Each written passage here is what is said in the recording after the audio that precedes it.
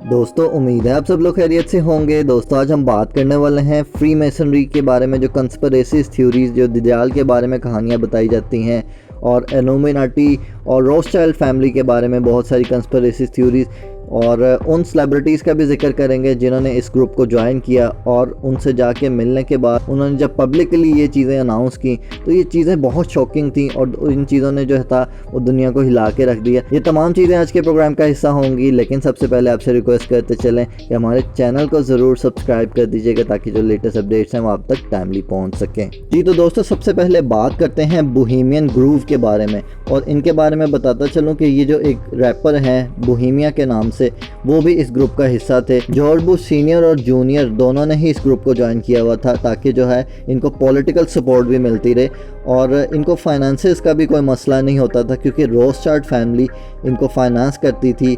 और दुनिया में जितने भी सुपरस्टार आप देख रहे होते हैं कि जो लग्जरी पार्टीज़ हो रही होती हैं, ये क्यों थ्रो की जाती हैं, वो इसी वजह से ताकि उन लोगों को भी कैप्चर किया जा सके जो कि मशहूर हैं और उन लोगों को भी इस ग्रुप का हिस्सा बनाया जा सके। तो इस वजह से बोहेमियन ग्रुप जो था ये उन लोगों के ऊपर पैसे लगाता था। फ्री मेसनरी के बोहेमियन ग्रुप का ये काम था कि वो जो इंटरनेशनल सेलिब्रिटीज़ होती थी उनके लिए फ्री पार्टीज़ अरेंज किया करते थे, और फ्री पार्टीज़ के बस वो दुनिया के टॉप सेलिब्रिटीज़ तक भी अपना मैसेज पहुंचाते थे कि अगर आप भी इस तरह का फेम हासिल करना चाहते हैं तो हमारे ग्रुप को ज्वाइन कीजिए, हम आपके लिए हर चीज़ फ्री में करने को तैयार हैं। वो चाहे इंटरनेशनल ट्रिप्स हों, आपको फेम दिलवाना हो, या कोई भी मसला हो आपका।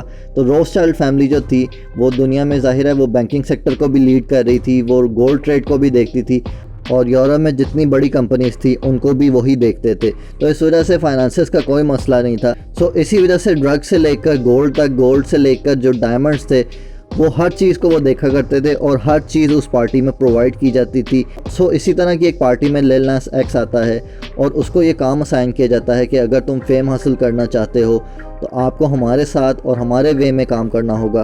तो वो इस चीज़ पे एग्री कर लेता है। और लिल नास एक्स के बारे में बताता चलूँ क्योंकि वो एक गे था और उसने सारी ज़िंदगी, जो आप मैसेज भी स्क्रीन पे देख रहे हैं, उसने बताया कि उसका बचपन जो था वो किस तरह से अब्यूज़िव गुजरा, और उसका ये कहना था कि वो बुलिंग का भी शिकार रहा बहुत अरसा तक।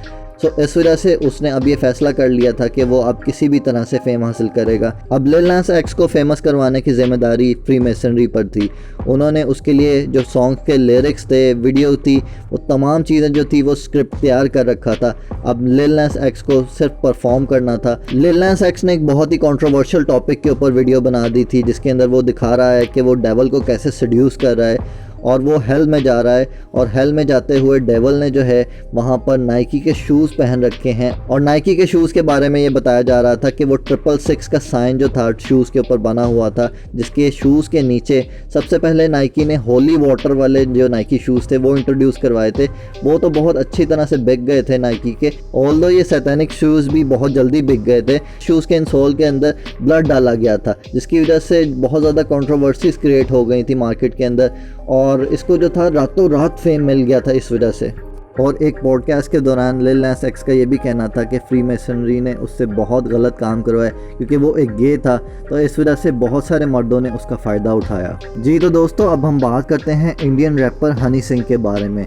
ऑल्दो वो इनकार करते दिखाई देते हैं कि मैंने फ्री मेसनरी को ज्वाइन नहीं किया था, लेकिन हकीकत यही है कि फ्री मेसनरी को ज्वाइन किया हुआ था हनी सिंह ने, जिसकी वजह से उनको इतना फेम मिल गया था और पूरी इंडस्ट्री के ऊपर वो राज कर रहे थे। लेकिन आपके साथ जो फैक्ट्स हैं वो भी शेयर करता हूँ कि जैसे ही उन्होंने इस फ्री मेसनरी ग्रुप को छोड़ने की बात की तो उनका क्या हाल करवा दिया गया था। और आपको ये भी बात बताता चलूँ कि वो डिप्रेशन में चले गए थे। और एक पॉडकास्ट के दौरान हनी सिंह का ये कहना था कि उनको कैसे सैतानिक चर्च के अंदर लेके जाया गया और कैसे उनकी चीज़ों को ट्रैक किया जा रहा था, उनकी पसंद क्या है, नापसंद क्या है, वो वीडियो मैं आपके साथ शेयर करता हूँ। सबसे पहले आप वो देख लीजिए, और कैसे वो डिप्रेशन में गए वो वीडियो भी आपके साथ शेयर कर। मैं इंग्लैंड में था, शूट कर रहा था, तो मुझे एक लेडी जो मेरे किसी दोस्त को जानती थी, उन्होंने मुझे बोला कि आपको मेरे साथ कहीं चलना है। मैंने कहा जी आप जैसे कहें, चलते हैं शूटिंग के बाद। खाना खाने चलना है, आपकी पसंद का होगा। बैंकॉक में एक रेस्टोरेंट है जिसका नाम है अल सना, पाकिस्तानी रेस्टोरेंट। वहाँ का मुझे पुदीना चिकन बहुत पसंद है जो मैं 2007 से खा रहा हूँ। ये कहानी बता रहा हूँ आपको 2013 की शुरुआत की। मैं लंदन में था, एक बुरा बारटेंडर था और वेटर कोई नहीं था। उस लेडी ने बिठाया, कुछ बातें करनी शुरू करी। ऑर्डर नहीं लिया गया लेकिन ऑर्डर मेरे सामने आ गया। और वो वही पुदीना चिकन था जो मैं बैंकॉक में खाता था। उसकी शक्ल लग रही थी। मैंने कहा ये क्या हो रहा है भाई, ये तो बड़ी लगता है। मेरे यारों दोस्तों से पूछ के लगता है कुछ ऐसी चीज़ बताई गई है कि मेरे को पसंद। सीक्रेट डोर था ऊपर एक, वहाँ पे सैटेनिक चर्च था जो खाली था, वहाँ बाहर बोर्ड लगा हुआ था। वहाँ मैं गया, मैं बहुत एक्साइटेड था क्योंकि मैं 2012 से भगवान को मानना बंद कर दिया था। मैं शैतान को मानना बिलीव नहीं किया था, लेकिन शैतान की तरफ अट्रैक्ट बहुत हो गया था, तो मैं उस तरफ अट्रैक्टेड बहुत था। तो मैं उस चीज़ से डरा नहीं सैटेनिक टेम्पल से। मैं जाके एक बच्चे की तरह उन कुर्सियों में जाके बैठ गया, फोटो करा रहा था। वहाँ की एनर्जी बहुत you want to do in life, whatever I want to do I do, come to us, get you everything, boys come there with bigger plans, council sets, will help them. मैं समझ गया ये मुझे करना नहीं है, लेकिन एक एक्सपीरियंस के लिए मैंने फोटो फेसबुक पे डाली थी जो 1 घंटे में उतार दी गई थी। मेरा मीडिया देखता था राज भाई, कनाडा से, इंग्लैंड में रहता था तो उसने हटा दी, पता नहीं हटानी पड़ेगी। जी, तो जैसा कि आपने वीडियो देखी कि फ्री मेसनरी वालों को कैसे पता होता है कि उनकी पसंद क्या है, और पुदीना चिकन उनको पसंद था। ज़ाहिर है वो बैंकॉक की एक डिश थी, और बैंकॉक से स्पेशली वो डिश जो थी वो लंदन के अंदर लेके आई गई, और वहाँ पर जो है वो उनको सैतानिक चर्च के अंदर पेश की गई। तो ये जो तमाम चीज़ें थी वो बहुत शॉकिंग हैं, और फ्री मेसनरी वाले जिन लोगों को भी ज्वाइन करवाते हैं उनके ऊपर स्पेशली नज़र रखते हैं, और अगर आप इस चीज़ को छोड़ना चाहें तो वो आपका बहुत बुरा हाल करते हैं। उन्होंने चिप्स इंटीग्रेट की होती हैं आपकी बॉडी के अंदर, अगर आप ज़रा भी डाइवर्ट करें अपने मिशन से तो वो जो है वो आपका बहुत बुरा हाल करते हैं। और ये जो आप टैटूज़ देख रहे होते हैं बॉडी के ऊपर, ये भी उनका ही साइन होता है। जैसा कि मैंने प्रीवियसली लिल नास एक्स के बारे में बताया कि उन्होंने अपनी बॉडी के ऊपर एक टैटू भी बना रखा है, 666 का साइन जिसके ऊपर शो हो रहा है, और उन शूज़ के ऊपर भी जो कि डेवल ने पहन रखे हैं उसके ऊपर भी 666 का साइन है।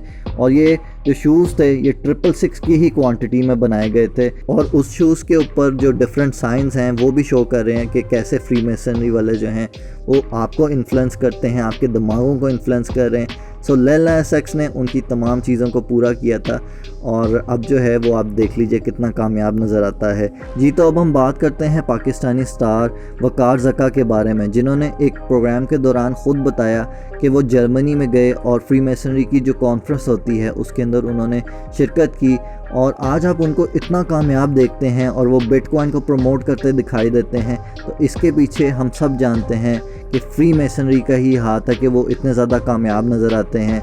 और आपके साथ जो है वो वीडियो भी शेयर करता हूं जिसके अंदर वो खुद एतराफ़ कर रहे हैं कि उन्होंने ये जो कॉन्फ्रेंस थी वो ज्वाइन की। ढूंढना शुरू किया, पता चला जर्मनी के अंदर इनका एक सेंटर है, जर्मनी के अंदर होता है जहाँ पर इनकी कॉन्फ्रेंसेज होती हैं। नवंबर के मार्च के अप्रैल के एंड में होती हैं हर साल। तो जर्मनी में जाकर मैंने वहाँ पर वो अटेंड भी किया। जैसा कि आपने वीडियो देखी जिसके अंदर वकार ज़का खुद एतराफ़ कर रहे हैं कि उन्होंने ये जो कॉन्फ्रेंस थी वो ज्वाइन की, और कैसे जो कैंटीन के अंदर एक शख्स आता था और उनको कहता था कि आप फेमस हो जाएंगे लेकिन आपको वही काम करने पड़ेंगे जो हम आपको कहते हैं। तो वकार ज़का ने उस चीज़ पर एग्री कर लिया था, ऑल्दो वो मेन स्ट्रीम मीडिया पर तो इस चीज़ का प्रचार करते हैं कि मैंने एग्री नहीं किया था, लेकिन असल बात यही है क्योंकि वो बिटकॉइन को प्रमोट करते दिखाई देते हैं। और ये चीज़ हम सब जानते हैं कि रोथशाइल्ड फैमिली का ही हाथ है बिटकॉइन के पीछे भी, और ये जो फ्री मेसनरी है यही ऑपरेट करती है बिटकॉइन को भी। तो इसी वजह से वकार ज़का आज हम देखते हैं कि अयाशी की ज़िंदगी बसर कर रहे हैं यूएस में जाकर।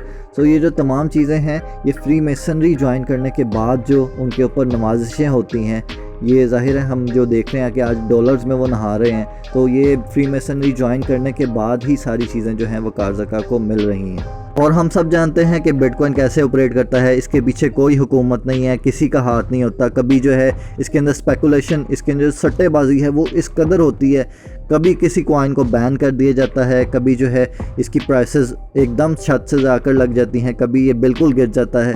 तो ये जो तमाम चीज़ें हैं ये ज़ाहिर है कौन ऑपरेट कर रहा था, ये फ्री मेसनरी ही ऑपरेट कर रही होती है। और बिटकॉइन के जो सिग्नल्स और ये जो ट्रेनिंग्स बताई जा रही होती हैं कि ये जो सिग्नल्स हैं ये ऐसे काम करते हैं, अमूमन ऐसा नहीं होता है कि सिग्नल जो हैं वो प्रॉपर्ली काम कर रहे हों। फ्री मेसनरी और इल्यूमिनाटी वालों को पता होता है कि हमने अपने लोगों को फ़ायदा कैसे देना है।